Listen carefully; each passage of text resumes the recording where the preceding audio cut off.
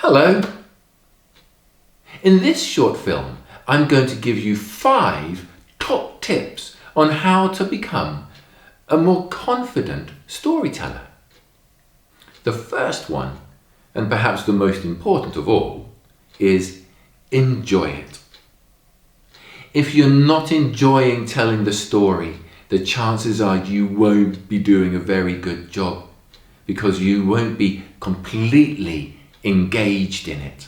You'll be thinking, oh, I wish this was over. Oh, I hate this. Oh, this is going really badly. So, try to enjoy telling your story. Which brings me on to tip number 2. A really good way to help you enjoy it is to know your story. Know your story. You wouldn't go for a walk by just setting out from your front door and wandering off with no idea where you were going or how to get there. You'd get completely lost. It's a bit the same when you're telling a story. You need to know where you're going. You need to know what the end is, what you're aiming for. But you also need to know how to get there. I'm not suggesting that you learn your story word for word. That would be a bit like trying to tell somebody how to take every single step on a journey. No, that would be silly, right? But you need to know what the important bits are in the story that you're aiming to get to. Let's call them the landmarks. I'm going to start here and I'm going to try to get to that bit in the story and then the next bit and then the next bit and then I'll be at the end. It's like going for a walk. You might say you're going to go down the hill, across the field to the cafe and then you'll be there. Know your story. Tip number 3. Your voice is your instrument. Use it. Speak loudly so people can hear.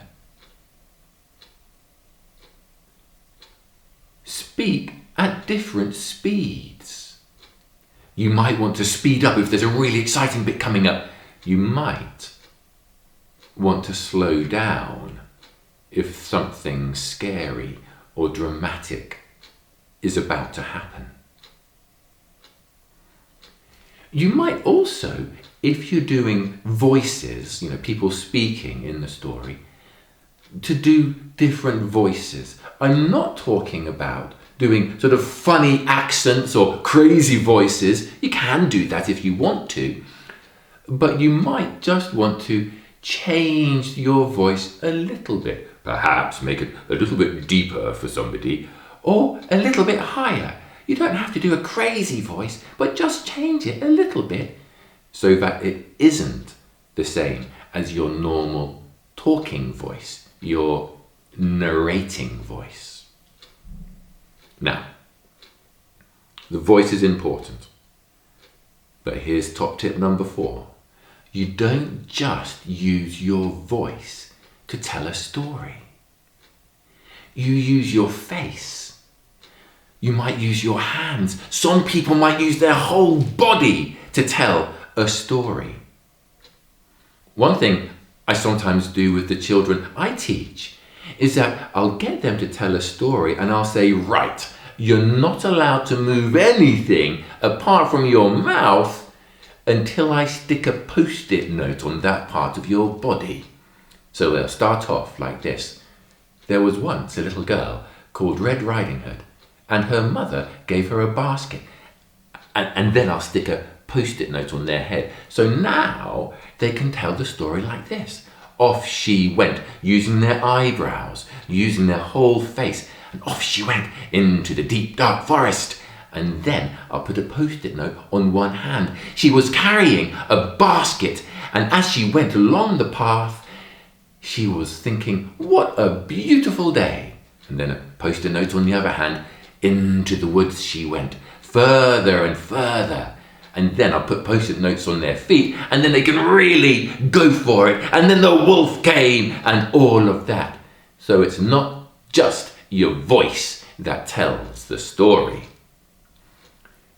My last top tip is silence.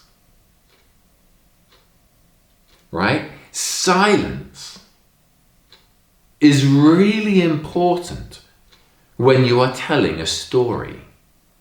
For two reasons. One, it gives you a moment just to collect your thoughts and remind yourself what's going on and where you're going. But more importantly, it can add drama. If you're about to say something really exciting, pause just before you say it, and the listeners, the audience, will really, really want to know what's happening next. Little Red Riding Hood walked into the woods, and just then she saw a wolf. Right? That little pause will really help you add emphasis. When I say emphasis, what I mean is they'll allow you to make that next bit sound really extra important. So, there you go, my 5 top tips. Enjoy it, know your story, use your voices, use your body, use silence. Bye-bye.